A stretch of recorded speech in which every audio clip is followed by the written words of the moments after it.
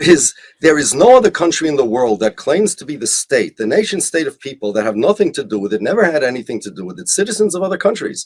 And and it's not that I come from Israel, that I'm an Israeli American. My family's from Poland. Germany, there are Germans in America that Germany does not demand their allegiance at all, but they still came from Germany. I never came from Israel. We have nothing to do with it. There is not a single country in the world like that. But the second thing that means, the flip side of that, is that if you're not Jewish and you're an Israeli citizen, Israel is not your country. Let me repeat that. You can move to Israel, be a loyal Israeli citizen, serve in its army, do whatever it tells you to do for generations, for hundreds of years. You could be Israeli and perfectly Israeli, speak Hebrew with a perfect Israeli accent. But guess what? Israel is not your country because you're not Jewish. Now, here's the question. Well, what does being Jewish mean to the Israelis? It's not my definition of Jewish, and the answer is they have never defined what a Jew is. Ben Gurion said there is no definition of a Jew. Those were his words. If that's true, though, how does somebody know if they're Jewish if there's no definition? Jabotinsky said Jews are a race. Other people said that Jews are some kind of tribe, even though they're not. They have no official definition of Jew, and therefore they have no official definition of Jewish state. Ben Gurion said that nowadays the Knesset, Israel's parliament, actually has the right to determine who is a Jew and who is not. And Israeli law says that even if you don't believe in God and you're not religious, you're still entitled to the law of return because you're Jewish. But if you were born Jewish and you believe in Christianity, or you practice Islam, you believe Muhammad is a prophet or that Jesus is the Messiah, you're not a Jew and you're not entitled to the law of return. Now, that's a contradiction. It makes no sense. If if you're born Jew, if it's some racial type thing, what difference is it what religion you practice? And if you can be an atheist, that you don't believe in any God and any Messiah and any prophet, that's okay. But if you believe in Jesus as the Messiah or Muhammad as the prophet or some other type of religion, you're not Jewish enough for them. And it's all arbitrary. That's the thing with Zionism. They're arbitrary, it's contradictory, the whole thing doesn't make sense. Now, how did it work? The way it worked is through propaganda. The way it worked is through tremendous propaganda. There's the Holocaust, and not only, it's not a question of Holocaust denial. In every town in this country, Katie, where there are Jews, there's a Holocaust memorial. There aren't yeshivas in every town, but there has to be a Holocaust memorial. A Pew survey a number of years ago asked what's most essential to Judaism, what's essential to Judaism to you, and the thing that came in first place was remembering the Holocaust. Now, of course, remember the Holocaust. Of course, there are lessons of the Holocaust, but Zionists made it front and center of Jewish identity. It became part of their identity. Yeah. Okay, now, like Norman Finkelstein's book, The Holocaust Industry. Yes, I call it in my book, The Church of the Holocaust God. And it became part of their identity. Now, a Newsweek reporter named Alsop once told Golda Meir that he thinks she has a Masada complex because they're traumatized, these Zionists. And she said, yes, we have a Masada complex, and we have a Holocaust complex, and a pogrom complex.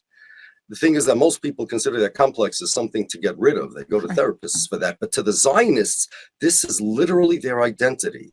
And because they don't have the traditional Jewish identity, the one that I identify with, they need to fill that gap with something. They have to fight and die for things and kill for things.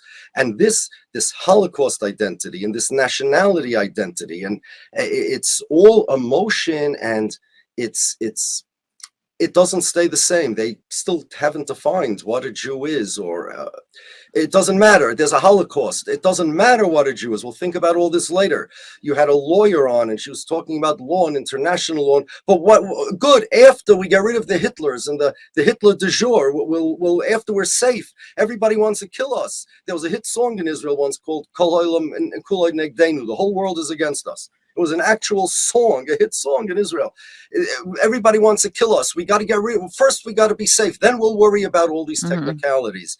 And it keeps running and running and running like that. And it changes its arguments from one day to the next. And if you think that the actual identity theft, to steal the Jewish identity, is no longer their goal, I have a book over here. It's called Winning the War of Words by Einat Wilf.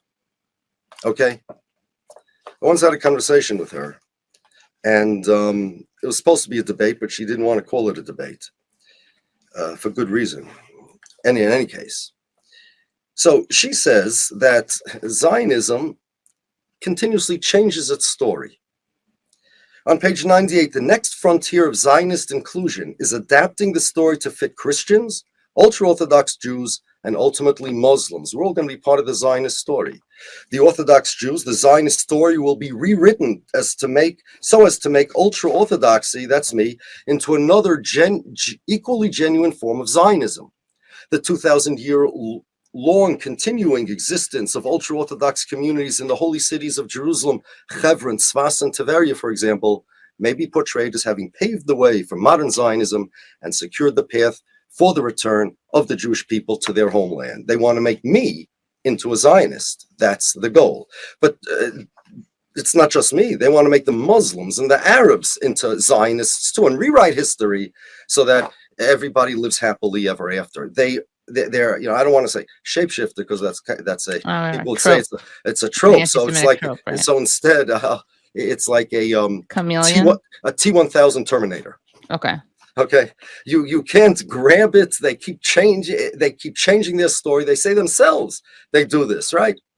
Now, and that's why they insist that anti-Zionism is anti-Semitism. Netanyahu wrote in his book, and Avigdor Lieberman has an article on Israel's own website. We have .gov. They also have the same type of thing. Israel's Ministry of Foreign Affairs website, and Danny Ayalon said it, and even Ben Shapiro, no relation to me, thank God, also said it. They said the following. If you want to know what Zionism is in a nutshell, by the way, this is a very good formulation. They said anti-Zionism is anti-Semitism, meaning that if you believe Israel should not exist, you're an anti-Semite, and here's why. Japan is to the Japanese, what France is to the French, what Israel is to the, finish that equation. It should be what Israel is to the Israelis. Right, but it's not. But that's without Zionism. With Zionism, France is to the French, what Japan is to the Japanese, what Israel is to the Jews. Now, and just as you can't say, I'm in favor of having a Japanese people, but I don't want Japan to exist. You can't say that. I'm in favor of having a French identity of the people without France. So too, you cannot say I'm in favor of having Jewish identity without Israel. That's Zionism. That's what they want you to think. Yeah. That's what they want you to think. And that's why anti-Zionism to them is anti-Semitism, and it's the conflation of Jews and Zionism. So we can all agree, I think we have enough people that agree, I don't have to convince anybody, that Judaism is not Zionism, and conflating the two is anti-Semitic. There are two types of people that conflate Jews with Zionists. Zionists conflate Judaism with Zionism. Anti-Semites do it in order to delegitimize Judaism by claiming that it's Zionism, and Zionists do it in order to legitimize Zionism by claiming it's Judaism. Now, we want to decouple that. That's the way to get rid of Zionism. Very simple. Decouple that.